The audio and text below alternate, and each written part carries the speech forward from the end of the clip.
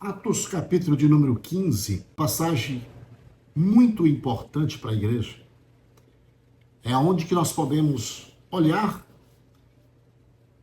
e aprender com os apóstolos, os personagens que ali fizeram parte desta explicação importante para a vida da igreja, por o apóstolo Pedro, Tiago, Barnabé, também apóstolo Paulo, por ocasião de uma reunião que havia acontecida por necessidade, porque alguns da Judéia queria implantar para a igreja dos gentios os mesmos costumes de Moisés, como por exemplo, era necessário circuncidar para alcançar a salvação. Esse é o número 1 do capítulo 15, onde entra esta situação. Barnabé e Paulo discutiam sobre esse assunto, mas acharam por bem levar esse assunto a Jerusalém, que era a igreja central, onde estavam os apóstolos, e lá levaram e houve divergências entre o povo reunido naquela convenção. Pedro, tomando a palavra, ele traz o testemunho, o qual surpreendeu outrora, quando ele pregava na casa de Cornélio, e que Deus manifestou o seu Espírito durante a sua pregação, pelo poder da palavra. Deus manifesta agora a mesma presença que outrora tinha acontecido em Atos capítulo 2, o derramamento do Espírito sem medida, o derramamento do Espírito Santo sobre também a família e os amigos de Cornélio que compunham aquela reunião. E quando os judeus que estavam ali com Pedro admiravam, dizendo que Deus não faz acepção de pessoas. Eles estão recebendo o mesmo que nós recebemos. Então entenderam que a salvação veio para todos.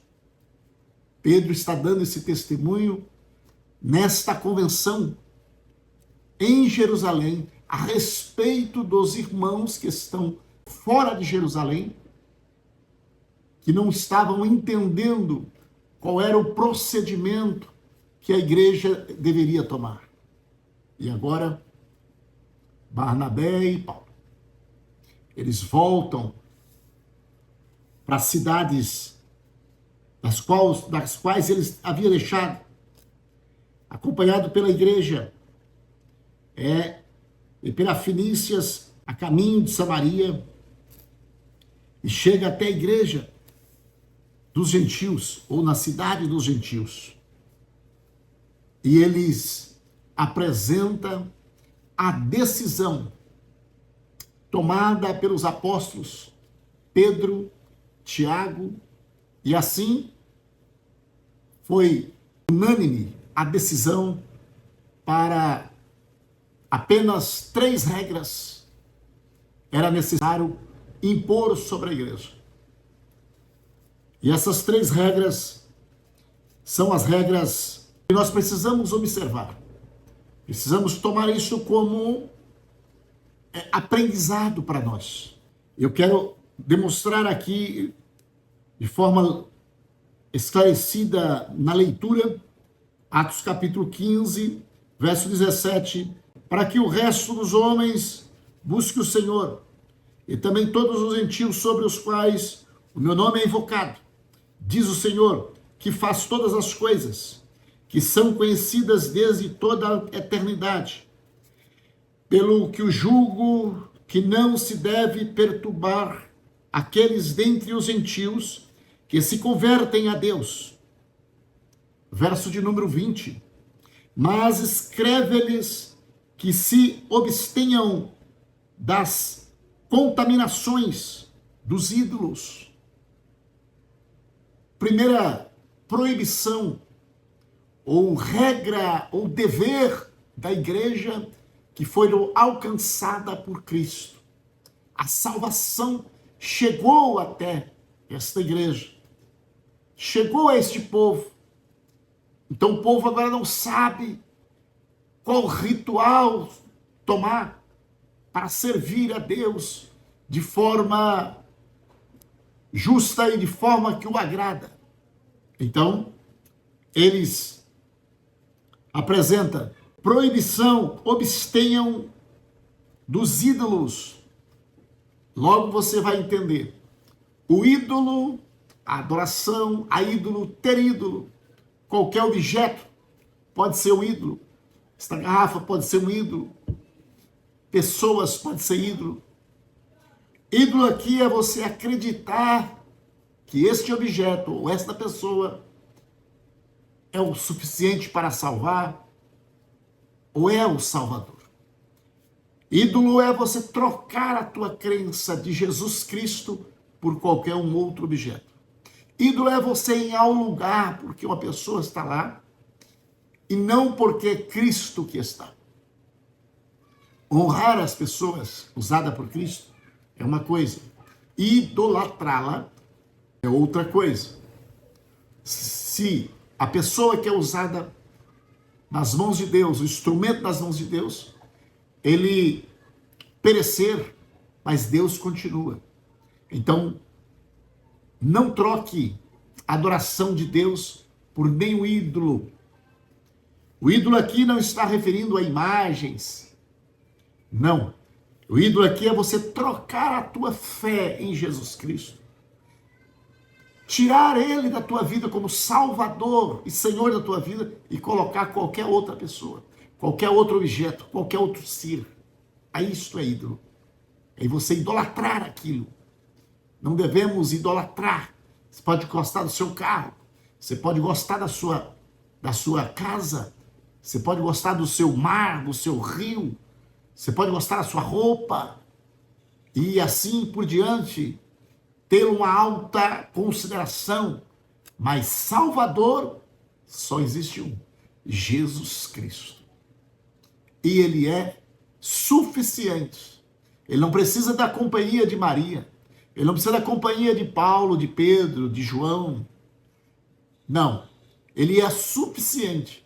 Enquanto você gosta do seu carro, enquanto você ama a sua família, mas o Salvador e o Senhor da tua vida é Jesus Cristo, não tem ídolo na sua vida. Não tem ídolo nenhum na sua vida. Então, ídolo aqui é quando você quer substituir o Salvador Jesus por qualquer outra Deus. Você pode querer o dinheiro, você pode gostar do dinheiro, você depende do dinheiro. Você não pode se prender ao dinheiro, porque aí você está tendo-o como ídolo. E o seu Salvador é só Jesus Cristo. Segunda proibição, que acharam por bem na direção do Espírito Santo, como o texto sagrado rege, é prostituição. A prostituição impede a sua salvação. Nós estamos tratando um assunto de salvação. É salvação. A reunião foi a respeito de salvação.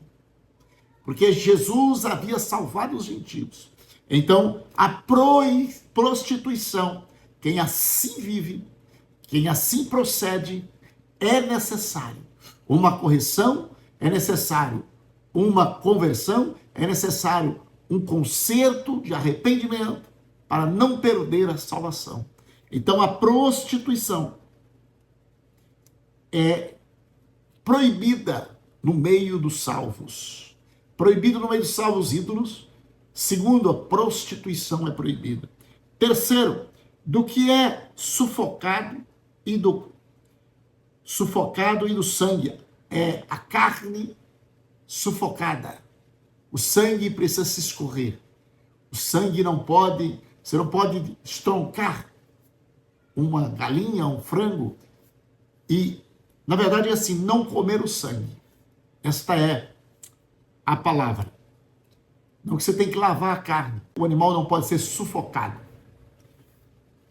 Essas são as 3 proibições. Comer o sangue, ídolo e prostituição. São as verdades que acharam por bem, com a participação do Espírito Santo, eles decidiram a proibir para a igreja que se converteu fora de Israel, sendo os gentios. O verso 8 diz: e Deus, que conhece os corações, lhe deu testemunho, dando-lhes o Espírito Santo, assim também a nós, quando ele estava testificando que o Senhor Jesus deu o Espírito Santo. O verso de número 10 diz assim, eu estou lendo Atos capítulo 15. Agora, pois, por que temais a Deus, pondo sobre a serviço dos discípulos um jugo que nem nossos pais, nem nós podemos suportar? Eles estavam colocando um jugo sobre os crentes que eles não iam ter condições de suportar. E aí o verso de número 11 diz: cremos que seremos salvos pela graça do Senhor Jesus. Cremos que seremos salvos pela graça do Senhor Jesus. Então a primeira coisa para ser salvo é crer no Senhor Jesus como único e suficiente Salvador da sua alma. Isto é o que basta. E a vida cotidiana de um crente é não viver na prostituição, não viver adorando o ídolo e não viver se alimentando de carnes sacrificadas a ídolo e carne sufocada, ou seja, não permitindo que o sangue se escorre. Meus amados irmãos, deixa eu falar uma coisa para você. Não se preocupe. Talvez você está se preocupado da salvação de alguém da sua casa, da sua família. A salvação é pela graça. Eu aconselho você a falar mais com Deus do que com esta pessoa. Talvez seja o seu marido, talvez seja o seu parente, filhos. Então, esta palavra vai direto ao teu coração. Fale mais com Deus. Medite na palavra. E todas as vezes que você meditar na palavra, você apresenta este tal. Você apresenta esta pessoa. Porque esta pessoa será quebrantada pelo poder da oração da fé. Porque às vezes você fala muito com a pessoa, se torna inconveniente. Mas com Deus você pode falar o tempo todo. Apresenta essa pessoa a Deus todos os dias. Continue em oração. Continua demonstrando testemunho na sua vida. Procure ser mais santo do que antes, com as suas pronúncias, com os seus costumes, com a sua língua, com os seus atos.